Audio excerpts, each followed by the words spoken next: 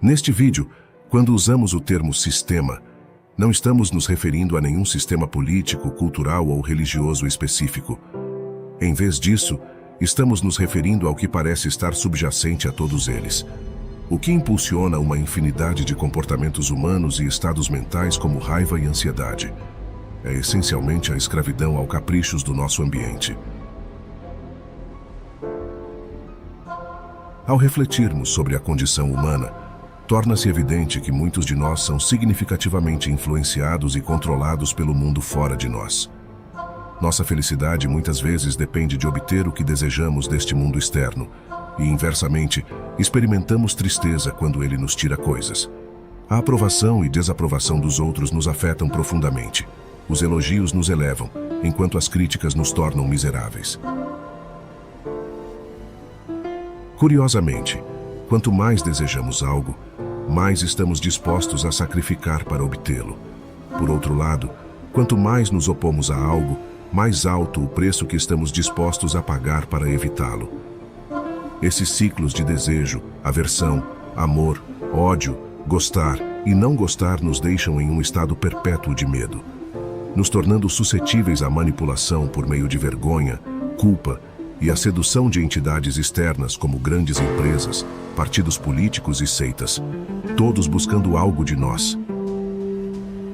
Dessa forma, o mundo nos governa, balançando iscas em nossos rostos, ou uma melhor analogia, um cavaleiro que tenta fazer um burro andar. E a maioria de nós obedece desde o nascimento até a morte, assim como o burro. Entretanto, e se nós decidíssemos recusar a isca? E se resolvêssemos não obedecer? E se optássemos por escapar desse sistema? A antiga filosofia do estoicismo gira em torno de conquistar liberdade das vontades do nosso ambiente. É importante notar que alcançar a liberdade desse sistema não envolve destruir nosso entorno. O mundo externo não é o culpado. O universo funciona como funciona, e embora tenhamos alguma influência, em última análise, não podemos controlá-lo. O mundo externo, com suas condições inevitáveis como sol, chuva e vento afetando as colheitas de um fazendeiro, se impõe sobre nós. Essas condições não são o sistema. É, ao invés, nossa escravidão a elas que constitui o problema. Então, por que permitimos que as ondas do destino nos arrastem tão rapidamente? Por que até os menores infortúnios e momentos de sorte manipulam nossas emoções como marionetes? Epicteto, um filósofo estoico, oferece uma visão sobre isso.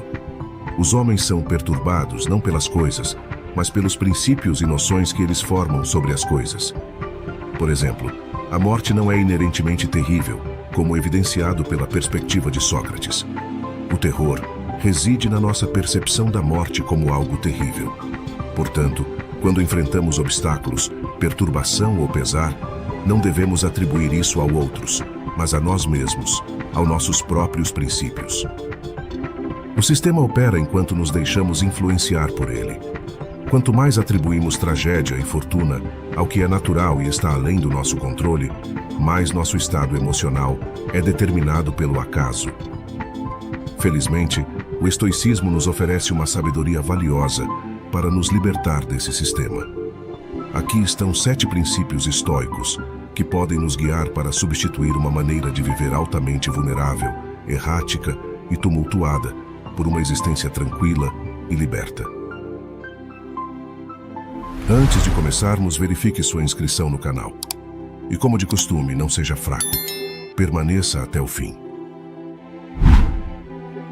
Número 1. Manter o bom humor, independentemente das circunstâncias. Quanto tempo perdemos esperando por resultados favoráveis e temendo a chegada de eventos desafortunados? Quantas horas passamos em lágrimas porque o futuro se desdobrou de forma diferente do que tínhamos imaginado? A humanidade tornou-se habilidosa em lidar com o destino e, consequentemente, em suportar a dor inevitável que ele traz. Nossa resistência à incerteza se tornou uma indústria lucrativa e nosso medo da adversidade oferece uma oportunidade para exploração. Muitos tentam nos vender promessas para o futuro, oferecendo ilusões de segurança, proteção para nós e nossos entes queridos, e garantias de evitar experiências desagradáveis. Como escravos de nossas preferências e aversões, tentamos ludibriar o destino manipulando nosso ambiente para afastar o infortúnio. No entanto, não podemos trancar todas as portas na vasta mansão da vida, nem podemos patrulhar todas as ruas e vielas da realidade.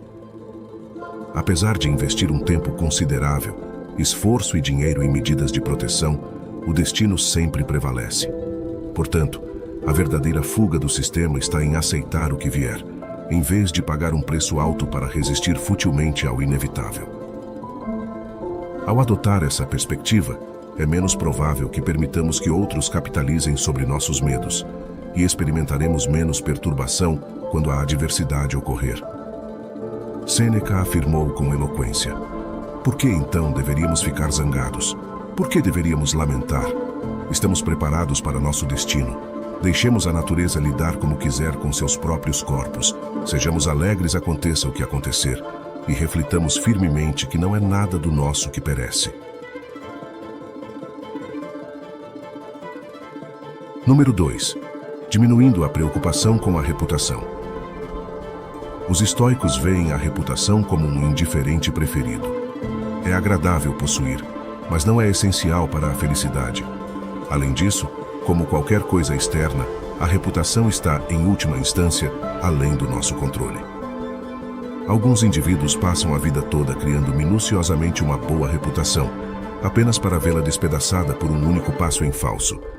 Por outro lado, há aqueles que levam vidas de má conduta e total desconsideração por sua posição na sociedade, mas de repente conquistam fama e admiração por acaso. A conclusão é clara: a reputação é tão volúvel quanto o vento.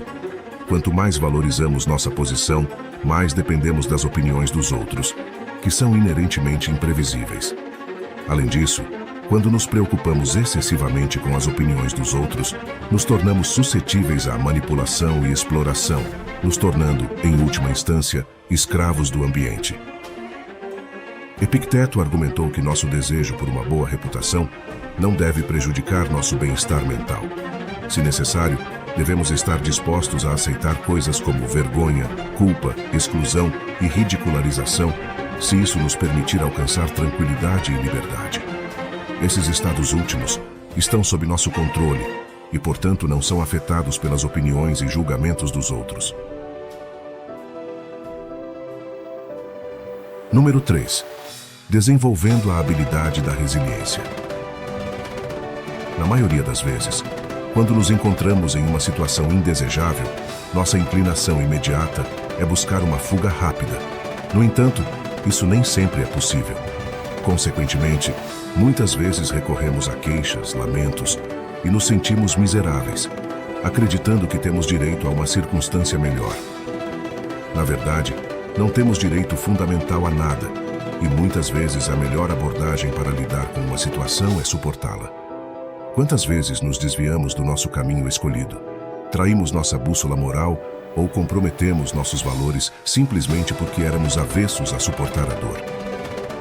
A dor possui um grande poder, levando pessoas boas a se envolverem em comportamentos antiéticos ou a se absterem de realizar ações virtuosas. A dor permanece como uma ferramenta de controle, e em nossa tentativa de evitá-la, caímos inadvertidamente na armadilha daqueles que tentam nos controlar. Assim, nos tornamos dispostos a trocar nossa liberdade por um pequeno alívio da dor e do desconforto. Se enfrentar situações dolorosas se mostra desafiador, podemos recorrer à sabedoria de Marco Aurélio. Suas meditações nos ensinam que a resiliência não é necessariamente algo negativo. A resiliência pode ter um propósito, oferecendo algo benéfico para nós, mesmo que sua consequência possa ser a morte. Em suas palavras, tudo o que acontece é suportável ou não. Se é suportável, então suporte. Pare de reclamar. Se for insuportável, então pare de reclamar. Sua destruição também significará o fim dela. Apenas lembre-se, você pode suportar qualquer coisa que sua mente tornar suportável, tratando-a como de seu interesse fazê-lo, em seu interesse ou em sua natureza. Essa abordagem pode ser comparada à interpretação de Albert Camus sobre a figura mitológica grega Sísifo. Os deuses condenaram Sísifo a eternamente rolar uma pedra morro acima. Seu caminho para a libertação residia em abraçar completamente seu destino, de modo que seu castigo deixasse de ser punitivo. Número 4. Libertando-se das pessoas. Fortes laços com indivíduos podem ter consequências profundas e muitas vezes prejudiciais. Esses vínculos podem nos levar a um ponto em que o medo de perder a pessoa a qual estamos ligados começa a ditar nossas vidas, nos compelindo a fazer movimentos desesperados para evitar a separação inevitável. A história de amor entre Padmé e Anakin, nos prelúdios de Star Wars, ilustra vividamente os perigos das ligações insalubres, mostrando como elas convidam forças obscuras para nos manipular e escravizar. Palpatine explora eficazmente o medo de Anakin de perder Padmé, resultando em consequências graves. Se Anakin tivesse abordado o amor de forma diferente, não de maneira sufocante, temerosa e possessiva, mas com base na liberdade, confiança e desapego, o lado sombrio teria sido impotente contra ele. Epicteto oferece conselhos rígidos, mas poderosos, sobre o apego às coisas que valorizamos, sugerindo que devemos vê-las como realmente são, destinadas a quebrar ou perecer. Ele nos aconselha a lembrar que nosso afeto se estende a categorias gerais, não a instâncias específicas. Por exemplo, se amamos uma xícara de cerâmica, devemos entender que é nosso apreço pelas xícaras de cerâmica em geral. Dessa forma, se ela quebrar, não ficaremos excessivamente perturbados. Da mesma forma, se beijamos nosso filho ou cônjuge, devemos percebê-los como seres humanos, para não ficarmos arrasados se algo acontecer a eles. Número 5. Abandonando posses materiais. A corrida desenfreada na sociedade, onde as pessoas investem inúmeras horas em empregos que detestam e suportam rotinas exaustivas, é impulsionada pela busca incessante por posses materiais. A sociedade nos condiciona a acreditar que a felicidade é condicional, dependendo de várias circunstâncias externas, como uma renda específica, status social, um grupo particular de amigos ou uma casa nos subúrbios. Enquanto não as possuímos, somos levados a acreditar que não podemos ser felizes.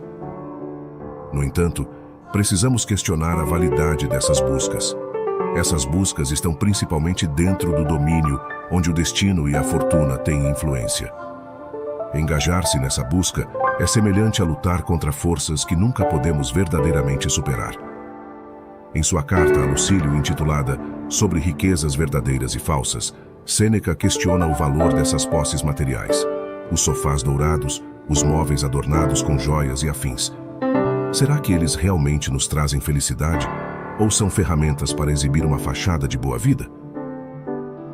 Sêneca argumenta que nossa felicidade não deve depender de nada externo, seja riquezas como ouro e prata, ou até mesmo as necessidades mais básicas como água e mingau.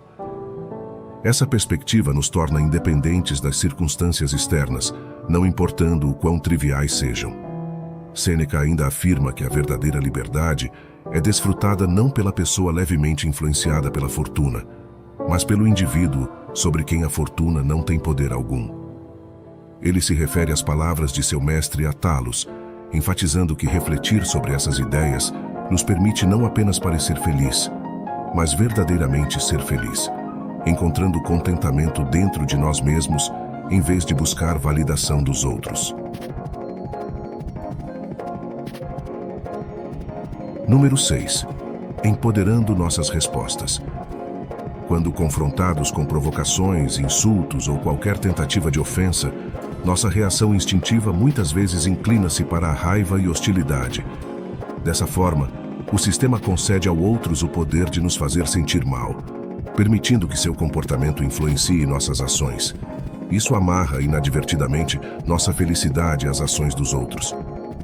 Indivíduos exibindo traços desagradáveis, como serem desagradáveis, tóxicos, narcisistas ou psicopatas, podem infiltrar-se em nossas vidas, assim como nuvens persistentes de chuva esperando nos banhar com sua malícia, com o objetivo de nos fazer sofrer. No entanto, possuímos uma escolha crucial, como observou Viktor Frankl. Entre o estímulo e a resposta, Há um espaço. Nesse espaço está o nosso poder de escolher nossa resposta. Em nossa resposta reside nosso crescimento e nossa liberdade.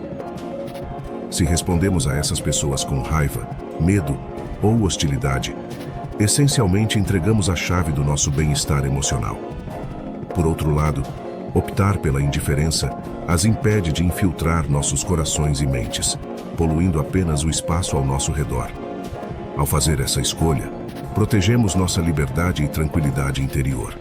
A lição aqui é clara. Só somos escravos se escolhermos ser ou não percebermos que temos o poder de escolher a liberdade. Número 7. Abraçando a mortalidade. Alguns argumentam que a raiz fundamental de todos os medos é o medo da morte. De maneira semelhante ao medo da dor, o medo da morte pode moldar significativamente nossa maneira de viver. Os estoicos afirmam que uma vida virtuosa possui maior importância do que uma vida longa. Embora não tenhamos controle sobre a extensão de nossa vida, possuímos agência sobre a qualidade da vida que levamos. Temer a morte pode nos levar a existir apenas para evitá-la, em vez de viver verdadeiramente e tornar a vida excepcional. Esse medo nos leva a constantemente evitar até o menor sinal de perigo e buscar circunstâncias que proporcionem uma ilusão de segurança, transformando-nos em ovelhas ansiosas, seguindo qualquer pastor que nos promete mais um dia de luz. No entanto, nenhum pastor pode nos salvar da inevitável consequência da vida, a desintegração do que consideramos nós mesmos e o retorno de nossos corpos físicos à natureza. Temer a morte é fútil e, pior, perigoso, podendo nos impedir de viver corajosamente e virtuosamente. Marco Aurélio argumenta que a morte também é um acontecimento natural, semelhante ao crescimento, amadurecimento ou aos primeiros cabelos grisalhos. Tudo vem à existência, passa e faz transições. Uma pessoa ponderada deve antecipar a morte não com indiferença, impaciência ou desdém, mas reconhecendo-a como um dos eventos inevitáveis da vida. Da mesma forma como antecipamos o nascimento de uma criança do ventre de sua mãe, devemos aguardar a hora em que nossa alma emergirá de seu receptáculo terreno. E por hoje é só. Eu realmente espero que vocês tenham gostado desse vídeo. Por favor, não deixe de verificar o e-book aqui no comentário fixado. Garanto que irá gostar. Se chegou até aqui, comente algo para eu saber que assistiu até o fim. Pela sua atenção, o meu muito obrigado. Que todos fiquem com o Criador.